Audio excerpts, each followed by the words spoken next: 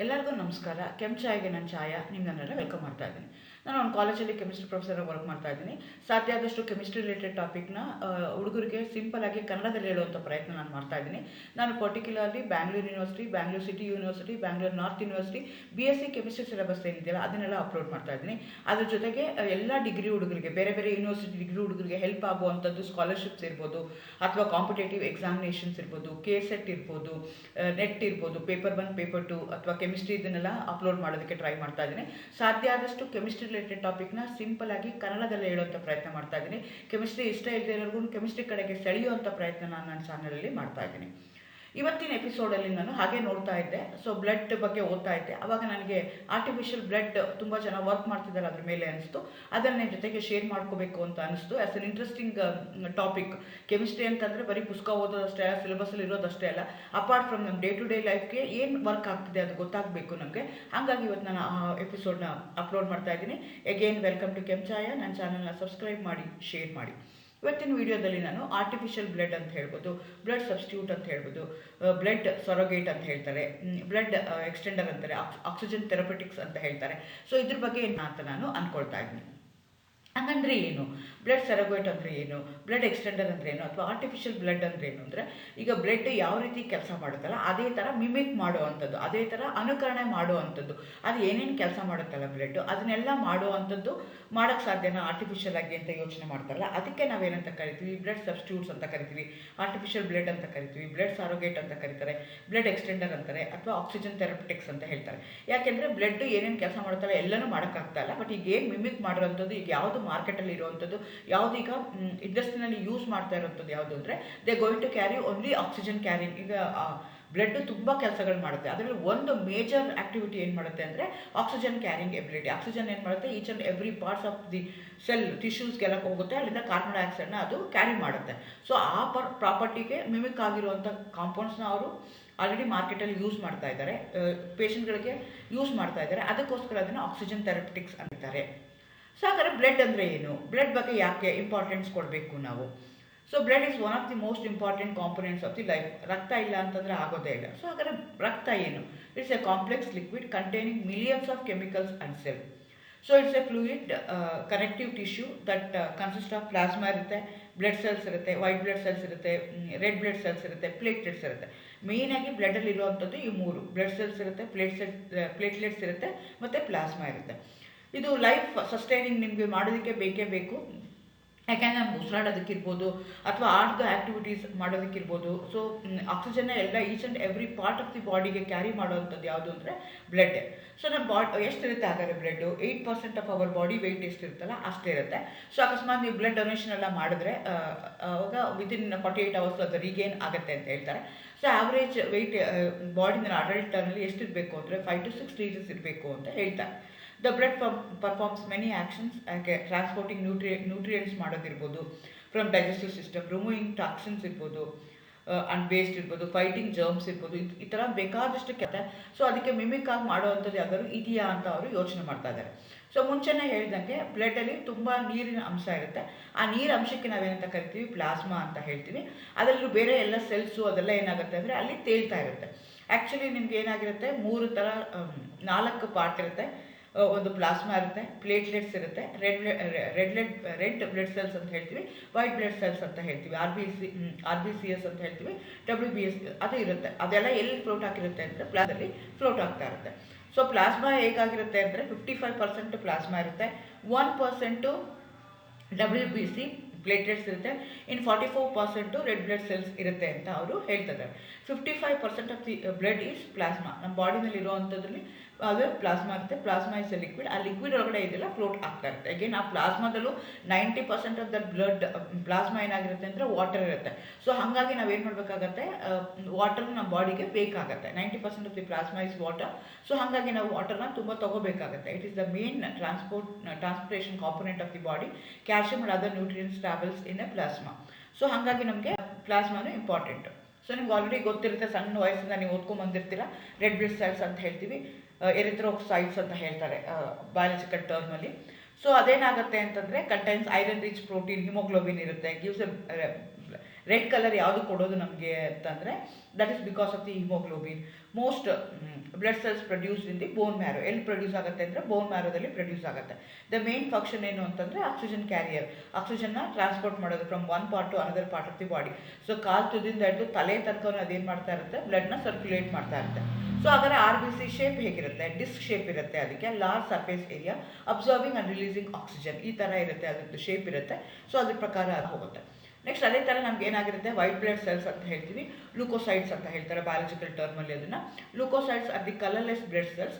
They are colourless because it is devoid of the haemoglobin. ಅಲ್ಲಿ haemoglobin ಇರೋದಿಲ್ಲ, ಹಾಗಾಗಿ ಅದೇನಾಗಿರುತ್ತೆ, ವೈಟ್ ಆಗಿರುತ್ತೆ. ದೇ ಫರ್ದರ್ ಕ್ಲಾಸಿಫೈಡ್ ಮತ್ತು ಗ್ರಾನ್ಯೂಲೋಸೈಡ್ಸ್ ಅಂತ ಅದನ್ನು ಕ್ಲಾಸಿಫೈ ಮಾಡ್ತಾರೆ. ಮೇಯ್ನಾಗಿ ಅದೇನು ಮಾಡುತ್ತೆ ಅಂದರೆ ನಮ್ಮ ಬಾಡಿಗೆ ಇಮ್ಯೂನ್ ಸಿಸ್ಟಮ್ನ ಕೊಡುತ್ತೆ, ಡಿಫೆನ್ಸ್ ಮೆಕ್ಯಾನಿಸಮ್ನ ಮಾಡುತ್ತೆ. ಯಾವುದೋ ಒಂದು ಫಾರಿನ್ ಬಾಡಿ ನಮ್ಮ ಬಾಡಿ ಒಳಗಡೆ ಎಂಟರ್ ಆಗಿದ ತಕ್ಷಣ ಏನು ಮಾಡುತ್ತೆ, ಇಟ್ ಸ್ಟಾರ್ಟ್ ಫೈಟಿಂಗ್, ಅದಕ್ಕೆ ಡಿಫೆನ್ಸ್ ಮೆಕ್ಯಾನಿಸಮ್ ಇರುತ್ತೆ.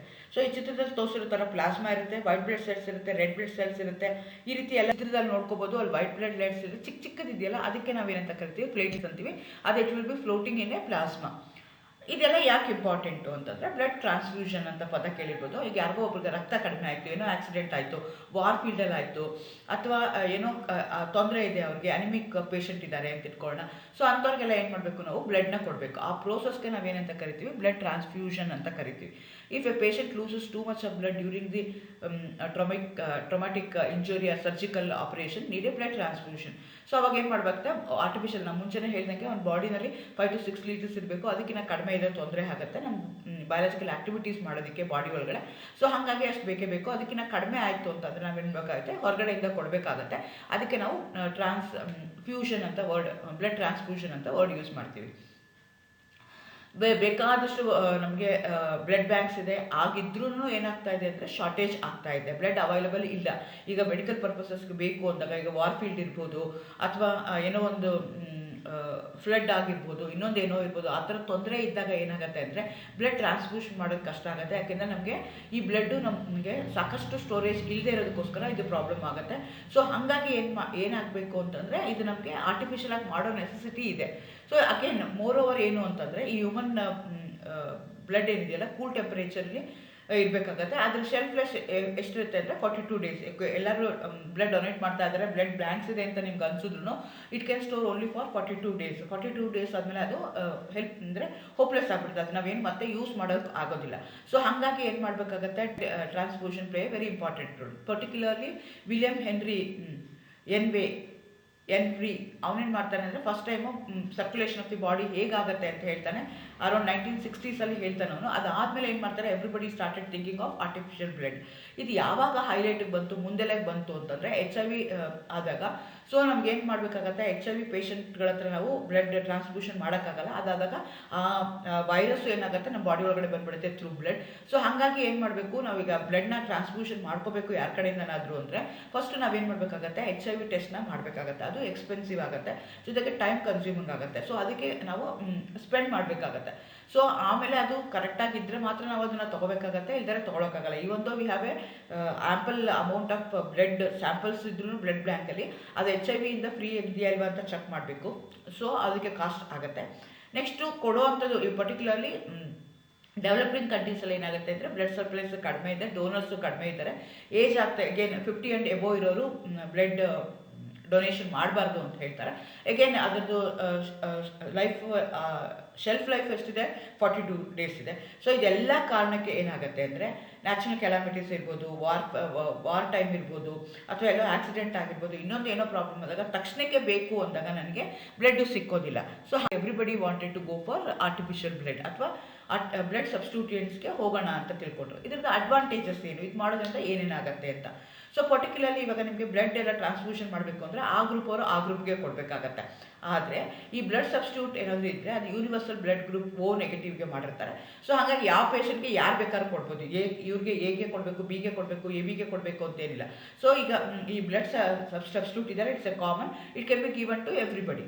ಸೊ ಇದು ಒಂದು advantage. can be sterilized and destroy the bacteria and viruses, eliminate the risk of infection diseases. So ಈ ಬ್ಲಡ್ ಇದೇನಾಗುತ್ತೆ ಅಂದರೆ ನಮ್ಮ ಬಾಡಿನಲ್ಲೇ ಇದೆಯಾ ಅಂತಂದರೆ ಅದು HIV ಇದೆಯಾ ಅಲ್ವಾ ಅಂತ ಚೆಕ್ ಮಾಡಬೇಕು. ಬೇರೆ ಮೈಕ್ರೋ ಆರ್ಗ್ಯಾನಿಸಮ್ಸು ಪ್ಯಾಥೋಜನ್ಸ್ ಇದೆಯಾ ಅಂತ ಚೆಕ್ ಮಾಡಬೇಕಾಗುತ್ತೆ. ಆದರೆ ಬ್ಲಡ್ ಸಬ್ಸ್ಟಿಟ್ಯೂಟ್ಗೆ ನಾವು ಏನು ಮಾಡ್ಬಿಡ್ಬೋದು ಅಂದರೆ ಸ್ಟೆರಿಲೈಸ್ ಮಾಡ್ಕೊಂಬಿಟ್ಟು ಅದೆಲ್ಲ ಇಲ್ಲದೇ ಇರೋಂಗೆ ಕೊಡೋಕ್ಕಿಂತ ಮುಂಚೆ ನಾವೆಲ್ಲ ಇಲ್ಲದೇ ಇರೋಂಗೆ ನಾವು ಅದನ್ನು ಚೆಕ್ ಮಾಡ್ಕೋಬೋದು. ಎಲ್ಲದಕ್ಕಿಂತ ಇಂಪಾರ್ಟೆಂಟು ಅಂದರೆ ಲಾಂಗರ್ ಶೆಲ್ಫ್ ಲೈಫ್ ಇದೆ. ಅಲ್ಲಾದರೆ 42 ಡೇಸ್ ಮಾತ್ರ ಇತ್ತು. ಇದೇನಾಗುತ್ತೆ ಅಂದರೆ 3 ವರ್ಷದ ತನಕ ನಾವು ವಿತೌಟ್ ರೆಫ್ರಿಜರೇಷನು ಅದನ್ನು ಇಟ್ಕೋಬೋದು ಅಂತ ಹೇಳ್ತಾರೆ. So because of all these reasons ನಮಗೆ ಆರ್ಟಿಫಿಷಿಯಲ್ ಬ್ಲಡ್ ಮಾಡೋಕ್ಕೆ ಅಂತ lot of activities are going on.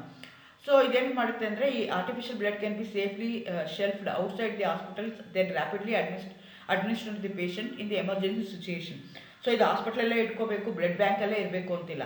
So ಇದು ನಮ್ಗೆ ಏನು ಎಲ್ಲಿ ಬೇಕಾದ್ರೂ ಇಟ್ಕೋಬೋದು. 3 years ತನಕ ಇರುತ್ತೆ, ವಿತೌಟ್ ರೆಫ್ರಿಜರೇಷನ್ ಇರುತ್ತೆ. ನಾವು ವೆಹಿಕಲಲ್ಲಿ ಈಗ ನಾವು ಕಾರಲ್ಲಿ ಹೋಗ್ತಾ ಇದ್ದೀವಿ ಅಂತಂದರೆ ಫಾರ್ ದ ಸೇಫ್ಟಿಯರ್ ಸೈಡ್ ನಾವೇನು ಮಾಡ್ಬೋದು, ಆಕ್ಸಿಡೆಂಟ್ ಹಾಕಿ ನಾವು ಮುಂಚೆನೇ ನಾವೇನು ಮಾಡ್ಕೋಬೋದು, ಅದನ್ನು ನಮ್ಮ ಕಾರ್ಗಳೆಲ್ಲ ನಮ್ಮ ವೆಹಿಕಲ್ಗಳೆಲ್ಲ ಅದನ್ನು ನಾವು ಸ್ಟೋರ್ ಮಾಡಿ ಇಟ್ಕೋಬೋದು. ಸೊ ಹಾಗಾಗಿ ಏನಾಗುತ್ತೆ ಅಂತಂದರೆ ಈಸಿಯಾಗಿ ನನಗೆ ಯಾವಾಗ ಬೇಕೋ ಆವಾಗ ನಾನು ಅಡ್ಮಿನಿಸ್ಟ್ರೇಷನ್ ಮಾಡೋದಕ್ಕೆ ಈಸಿ ಆಗುತ್ತೆ. ಹಾಗಾಗಿ ಆರ್ಟಿಫಿಷಿಯಲ್ ಬ್ಲಡ್ ಈಸ್ ಗುಡ್ ಅಂತ ಹೇಳ್ತಾರೆ. Blood substitute immediately allow full oxygen transport capacity as compared to the transfused blood which requires about 24 hours. Okay, ನಮ್ಮ ಬ್ಲಡ್ನ ನಾವು ಅಂದರೆ ನ್ಯಾಚುರಲ್ ಬ್ಲಡ್ನ ನಾವು ಟ್ರಾನ್ಸ್ಫ್ಯೂಷನ್ ಮಾಡಿದ್ರೆ ಅವ್ರಿಗೆ ಕೊಟ್ಟರೆ ಪೇಷಂಟ್ಸ್ಗಳಿಗೆಲ್ಲ ಕೊಟ್ಟರೆ ಏನಾಗುತ್ತೆ ಅಂದರೆ ಅದು ರೀಜನ್ರೇಟ್ ಆಗೋಕ್ಕೆ ಅಡ್ಜಸ್ಟ್ ಆಗೋಕ್ಕೆ 24 hours ಬೇಕಾಗುತ್ತೆ. ಆದರೆ ಈ ಬ್ಲಡ್ ಸಬ್ಸ್ಟಿಟ್ಯೂಟ್ ಏನು ಮಾಡುತ್ತೆ, ಇಮಿಡಿಯೇಟ್ಲಿ ಮಾಡಿಬಿಡುತ್ತೆ. ಅದ್ರದ್ದು ಏನು ಆ್ಯಕ್ಟಿವಿಟಿ ಇದೆ ಆ್ಯಕ್ಟಿವಿಟಿಗಳನ್ನ ಅದು ಮಾಡ್ತಾ ಹೋಗುತ್ತೆ. Because of all these reasons ಎಲ್ಲರೂ ಆರ್ಟಿಫಿಷಿಯಲ್ ಬ್ಲಡ್ನ ನಾವು ಮಾಡಬೇಕು ಅಂತ ಅವರು ತಿಳ್ಕೊಳ್ತಾ ಇದ್ದಾರೆ. ಒಂದು ಏನು ಅಂದರೆ ಶೆಲ್ಫ್ ಲೈಫು ಜಾಸ್ತಿ ಆಗುತ್ತೆ. ಎರಡನೇದು ನಮ್ಗೆ ಏನಾಗುತ್ತೆ ಅಂತಂದರೆ ಎಲ್ಲಿ ಬೇಕಾದ್ರೂ ಯೂಸ್ ಮಾಡ್ಬೋದು, ಸ್ಟೆರಿಲೈಸ್ ಮಾಡ್ಕೋಬೋದು. ನೆಕ್ಸ್ಟ್ ಏನಾಗುತ್ತೆ ಅಂದರೆ ಯಾವ ಬ್ಲಡ್ ಗ್ರೂಪ್ ಬೇಕಾದ್ರೂ ಅವ್ರು ಕೊಡ್ಬೋದಾಗತ್ತೆ. ಸೊ ಆಲ್ ದೀಸ್ ಇದಕ್ಕೆ ಏನು ಮಾಡ್ತಾರೆ, ಎಲ್ಲರೂ ನಾವೇನು ಮಾಡಬೇಕು ಅಂತಂದರೆ ಮಾಡೋಣ, ಯಾಕೆ ಮಾಡೋಕ್ಕೆ ಸಾಧ್ಯ ಇಲ್ಲ, ಬ್ಲಡ್ ಸಬ್ಸ್ಟಿಟ್ಯೂಟ್ ಮಾಡೋಕ್ಕೆ ಸಾಧ್ಯನಾ ಅಂತ lot of activities are going on. Understand blood behaviour at the micro circulation level where the blood and tissues come in contact is a key step in developing the blood substituents. Blood substituent ಅದಕ್ಕೆ exactly on ಪಾರ್ with the natural blood work ಮಾಡುತ್ತಾ ಇಲ್ವಾ ಅಂತ ನಾವು check ಮಾಡ್ಕೋಬೇಕು. Mimic ಮಾಡ್ಬೋದು. But ಮಾರ್ಕೆಟಲ್ಲಿ ಆಗಲಿ ನಾನು ಮುಂಚೆನೇ ಹೇಳ್ದಂಗೆ oxygen carrying capacity of the blood ಇದೆಯಲ್ಲ, ಅದು ಆಗುವಂಥದ್ದು ಸುಮಾರು ನಮಗೆ ಪ್ರಾಡಕ್ಟ್ಸು ಆಲ್ರೆಡಿ ಮಾರ್ಕೆಟಲ್ಲಿ ಇದೆ. ಸೊ ಅದನ್ನು ನಾವೇನು ಮಾಡ್ಬೋದು ಅಂದರೆ 2 ಥರ ಕ್ಯಾಟಗರೈಸ್ ಮಾಡ್ತಾರೆ. ಆಕ್ಸಿಜನ್ ಕ್ಯಾರಿಂಗ್ ಬ್ಲಡ್ ಸಬ್ಸ್ಟಿಟ್ಯೂಯೆಂಟ್ ಅಥವಾ ಆಕ್ಸಿಜನ್ ಥೆರಪ್ಯೂಟಿಕ್ಸ್ ಅಂತ ಕರೀತಾರೆ ಅವ್ರನ್ನ. So haemoglobin based oxygen carriers ಅಂತ ಹೇಳ್ತಾರೆ, HbOc ಅಂತ ಕರೀತಾರೆ. ಇನ್ನೊಂದು ಪರ್ಫ್ಲೋರೋ ಕಾರ್ಬನ್ ಬೇಸ್ಡ್ ಆಕ್ಸಿಜನ್ ಕ್ಯಾರಿಯರ್ಸ್ ಅಂತ ಹೇಳ್ತಾರೆ. ಪರ್ಫ್ಲೋರೋ ಕಾರ್ಬನ್ಸ್ ಅಂದರೆ ಅವು ಹ್ಯಾಲೈಡ್ಸ್ ಆಗ್ತವೆ. ಸೊ ಅದ್ರ ಮೇಲೆ ಏನಾದರೂ ಮಾಡೋಕ್ಕೆ ಸಾಧ್ಯನಾ ಅಂತ, ಪರ್ಟಿಕ್ಯುಲರ್ಲಿ ಆರೋಮ್ಯಾಟಿಕ್ ಫ್ಲೋರೋ ಕಾರ್ಬನ್ಸ್ನ ನಾವು ಯೂಸ್ ಮಾಡ್ತಾ ಹೋಗ್ತಾ ಇದ್ದೀವಿ. ಸೊ ಮೊದಲನೇ ಕೇಸ್ ತೊಗೊಂಡ್ರೆ, so haemoglobin based oxygen carriers HbOc ಅಂತ ಹೇಳ್ತೇವೆ. HB ಅಂದರೆ ಹಿಮೋಗ್ಲೋಬಿನ್ ಅಂತ ಹೇಳ್ತೇವೆ, O ಅಂದರೆ ಆಕ್ಸಿಜನ್ ಕ್ಯಾರಿಯರ್ಸ್ ಅಂತ ಹೇಳ್ತೀವಿ. ಇದಕ್ಕೆ ಪರ್ಟಿಕ್ಯುಲರ್ ಎಕ್ಸಾಂಪಲ್ ಎಷ್ಟೊಂದಿದೆ ಮಾರ್ಕೆಟಲ್ಲಿ, ಬಟ್ ತುಂಬ ಸಕ್ಸಸ್ಫುಲ್ ಆಗಿರುವಂಥದ್ದು ಆಕ್ಸಿಗ್ಲೋಬಿನ್ ಅಂತ ಕರಿತೀವಿ.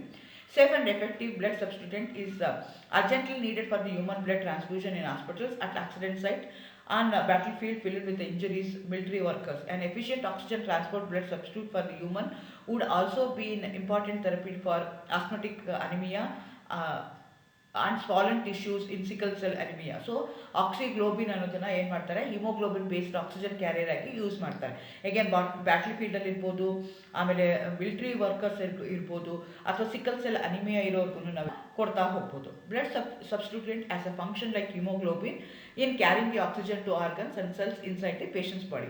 So since haemoglobin oxygen carriers ಅಂತ ಕರೆಯೋದಕ್ಕೋಸ್ಕರ ಹಿಮೋಗ್ಲೋಬಿನ್ ಹೇಗೆ ವರ್ಕ್ ಮಾಡುತ್ತಲ್ಲ ಅದೇ ರೀತಿಯಾಗಿ ಇದು ವರ್ಕ್ ಮಾಡ್ತಾ ಹೋಗುತ್ತೆ. ಆದರೆ ಹಿಮೋಗ್ಲೋಬಿನ್ ಏನಿದೆಯಲ್ಲ outside R B C is toxic. So ಆ ಹಿಮೋಗ್ಲೋಬಿನ್ ಏನಿದೆ ಆರ್ ಬಿ ಸಿನಲ್ಲಿದ್ದರೆ ಮಾತ್ರ ಅದು ನಮಗೆ ಯೂಸ್ ಆಗುತ್ತೆ. ಅಥವಾ ಅದನ್ನು ಹಿಮೋಗ್ಲೋಬಿನಿಂದ ಅಥವಾ ಐಸೋಲೇಟ್ ಮಾಡಿದ್ರೆ ಆರ್ ಬಿ ಸಿಯಿಂದ ಹೊರಗಡೆ ತೆಗೆದ್ರೆ it will become toxic. Pure haemoglobin injected to the body causes the blood vessels to tighten, leading to high blood pressure, capillary collapse, sometimes heart attacks, strokes and death. So ಹಾಗಾಗಿ ನಾವು ಡೈರೆಕ್ಟಾಗಿ haemoglobin ಕೊಟ್ಟರು ನನಗೆ R B ಸಿನ ನಾನು ನಂಬರ್ನ ಅಕೌಂಟ್ನ ಜಾಸ್ತಿ ಮಾಡೋಕ್ಕಾಗಲ್ಲ. Without its R B C wrapping haemoglobin can produce swelling and fevers ಎಲ್ಲ ಮಾಡ್ತಾ ಹೋಗುತ್ತೆ. These unwanted side effects are one of the main reasons why blood substituents made from the hemoglobin are so difficult to make. So ಹಾಗಾಗಿ ಇದನ್ನು ನೀವು ಮಾಡೋಕ್ಕೆ ಅದು ಹೇಳ್ದಂಗೆ ಅದು ಒಂದು ಆಲ್ರೆಡಿ ಮಾರ್ಕೆಟಲ್ಲಿದೆ. ಅದೇ ರೀತಿ ನಾನು ಹೇಳ್ದಂಗೆ ಪರ್ಫ್ಲೋರೋಕಾರ್ಬನ್ ಬೇಸ್ಡ್ ಆಕ್ಸಿಜನ್ ಕ್ಯಾರಿಯರ್ಸು ಇದೆ. ಪರ್ಫ್ಲೋರೋಕಾರ್ಬನ್ಸ್ನ ಯೂಸ್ ಮಾಡ್ತಾರೆ. ಇದು ಯಾಕೆ ಅಂದರೆ ಕಂಪೇರ್ ಟು ಅದಕ್ಕೆ ಕಂಪೇರ್ ಮಾಡಿದ್ರೆ ಹಿಮೋಗ್ಲೋಬಿನ್ ಆಕ್ಸಿಜನ್ ಕ್ಯಾರಿಯರ್ಸ್ಗೆ ಕಂಪೇರ್ ಮಾಡಿದ್ರೆ ಲೋ ಟಾಕ್ಸಿಸಿಟಿ ಇದೆ. ಬಯಾಲಜಿಕಲ್ ಆಕ್ಟಿವಿಟಿ ಅಂದರೆ ಅದ್ರದ್ದು ಪರ್ಟಿಕ್ಯುಲರ್ ಮಾಲಿಕ್ಯೂಲ್ದು ಬಯಾಲಜಿಕಲ್ ಆಕ್ಟಿವಿಟಿ ಕಡಿಮೆ ಇದೆ. Short retention of the time in the body. So ಅದು ಬಾಡಿ ಒಳಗಡೆ ತುಂಬ ಹೊತ್ತಿರಲ್ಲ. Their ability to dissolve gases especially oxygen ಮತ್ತು ಕಾರ್ಬನ್ ಡೈಆಕ್ಸೈಡ್ನ ಈಸಿಯಾಗಿ ಅದು ಡಿಸಾಲ್ವ್ ಮಾಡ್ಕೊಳ್ಳುತ್ತೆ. ಡಿಸಾಲ್ವ್ ಮಾಡ್ಕೊಂಡಾಗ ಒಂದು ಕಡೆಯಿಂದ ಇನ್ನೊಂದು ಕಡೆಗೆ ಕ್ಯಾರಿ ಮಾಡೋಕ್ಕೆ ಈಸಿ ಆಗುತ್ತೆ. ಹಾಗಾಗಿ ಮಾರ್ಕೆಟಲ್ಲಿ perfluorocarbon based oxygen carriers are more popular compare to that of haemoglobin oxygen ಕ್ಯಾರಿಯರ್ಸ್ಗೆ ಕಂಪೇರ್ ಮಾಡಿದ್ರೆ ಇದು ಪಾಪ್ಯುಲರ್ ಆಗಿದೆ. PFC particles are 1/40th size of the diameter of the red blood cell. So ಇದರಿಂದ ಹೇಗಿರುತ್ತೆ, ಕ್ಲೋರೋಕಾರ್ಬನ್ಸ್ದು size ಎಷ್ಟಿರುತ್ತೆ ಅಂದರೆ 1/40th time ಚಿಕ್ಕದಾಗಿರುತ್ತೆ. ಚಿಕ್ಕದಾಗಿರೋದಕ್ಕೋಸ್ಕರ ಅವೇನು ಮಾಡ್ತವೆ, ಈಸಿಯಾಗಿ ಆ ಕೆಪಿಲರೀಸ್ಗಳಲ್ಲಿ ಬ್ಲಡ್ ವೈನ್ಸಲ್ಲಿ ಮೂವ್ ಆಗೋಕ್ಕೆ ಈಸಿ ಆಗುತ್ತೆ, which no RBCs are flowing. So advantage of using it. So again ಇದಕ್ಕೆ ಲಿಕ್ವಿಡ್ ಬ್ರೀದಿಂಗ್ ಅಂತಲೂ ಹೇಳ್ತಾರೆ. It's a form of a respiration in which the normally air breathing organism breathes an oxygen rich liquid rather than breathing air. So ಇದನ್ನು ಏನು ಮಾಡ್ತಾರೆ, ನಾನು ಹೇಳ್ದಂಗೆ chlorocarbons liquid ಏನಿದೆ that can be used for liquid breathing. ನಮಗೆ breathe ಮಾಡೋದಕ್ಕೆ air ಬೇಕು. So air ಆಗಬೇಕು, ಡ್ರೈ ಆಗಬೇಕು. ಆದರೆ ಏರ್ ಕಡಿಮೆ ಇದ್ದಾಗ ಏನು ಮಾಡ್ತಾರೆ, ಆಕ್ಸಿಜನ್ ರಿಚ್ ಲಿಕ್ವಿಡ್ನ ಏನು ಮಾಡ್ತಾರೆ, ಯೂಸ್ ಮಾಡಿಕೊಂಡು ಬ್ರೀದ್ ಮಾಡೋದಕ್ಕೆ ಪ್ರಯತ್ನ ಪಡ್ತಾರೆ. ಸೊ ಇದಕ್ಕೆ ನಾವು ಏನಂತ ಕರಿತೀವಿ, ಲಿಕ್ವಿಡ್ ವೆಂಟಿಲೇಷನ್ ಅಂತ ಹೇಳ್ತಾರೆ. ಅಲ್ಲಿ ಯೂಸ್ ಮಾಡುವಂಥದ್ದು ಯಾವುದು ಅಂದರೆ ಲಿಕ್ವಿಡ್ ಪರ್ಫ್ಲೋರೋಕಾರ್ಬನ್ನ ಯೂಸ್ ಮಾಡ್ತಾರೆ. So suitable as a breathing medium as it is not only dissolve high amounts of oxygen but also act as an anti inflammatory for human tissue. ಹಾಗಾಗಿ ನಾವೇನು ಮಾಡ್ಬೋದು, ಕಾರ್ಬನ್ಸ್ನ ಯೂಸ್ ಮಾಡ್ತಾ ಹೋಗ್ತೀವಿ. ಸೊ ಆ್ಯಕ್ಚುಲಿ ಇದೇನಾಗುತ್ತೆ ಅಂದರೆ ಪರ್ಫ್ಲೋರೋಕಾರ್ಬನ್ಸ್ ಏನಿದೆಯಲ್ಲ ಅವು invisible in water. So ಹಾಗಾಗಿ ಡೈರೆಕ್ಟಾಗಿ ಬ್ಲಡ್ಡಲ್ಲಿ ಅವು ಮಿಕ್ಸ್ ಆಗಲ್ಲ. ಸೊ ಹಾಗಾಗಿ ನಾವೇನು ಮಾಡಬೇಕು, ಎಮಲ್ಷನ್ಸ್ನ ಮಾಡಬೇಕು by dissolving drop of PFC in water. ಅದನ್ನು ಎಮಲ್ಷನ್ ಮಾಡಿಕೊಂಡು ಆಮೇಲೆ ಅದನ್ನು ಇಂಜೆಕ್ಟ್ ಮಾಡ್ಕೊಳ್ತಾ ಹೋಗ್ತಾರೆ. This liquid is then mixed with antibiotics, vitamins, nutrients, salts producing a mixture that contains 80 of different components and performs many of the vital functions of the natural blood. So ಇದನ್ನ ಏನು ನಾವು use ಮಾಡ್ತೀವಲ್ಲ natural blood work ಮಾಡ್ದಂಗೆ ಮಾಡ್ತಾ ಹೋಗುತ್ತೆ. ಆದರೆ ಯಾವ ಕ್ಲೋರೋಕಾರ್ಬಿನ್ನ ನಾವು ಯೂಸ್ ಮಾಡ್ತಾ ಇದ್ವಿ ಅಂದರೆ ಡಕಲೀನ್, ಏನೇನು ಚಿತ್ರ ಹಾಕಿದ್ದೀನಲ್ಲ ಈ ಕಾಂಪೌಂಡ್ನ ನಾವು ಇದರಲ್ಲಿ ಅದನ್ನು ಯೂಸ್ ಮಾಡ್ತಾ ಹೋಗ್ತಾ. PFC in solution act as a intravascular oxygen carrier to temporary augment oxygen to deliver the tissues.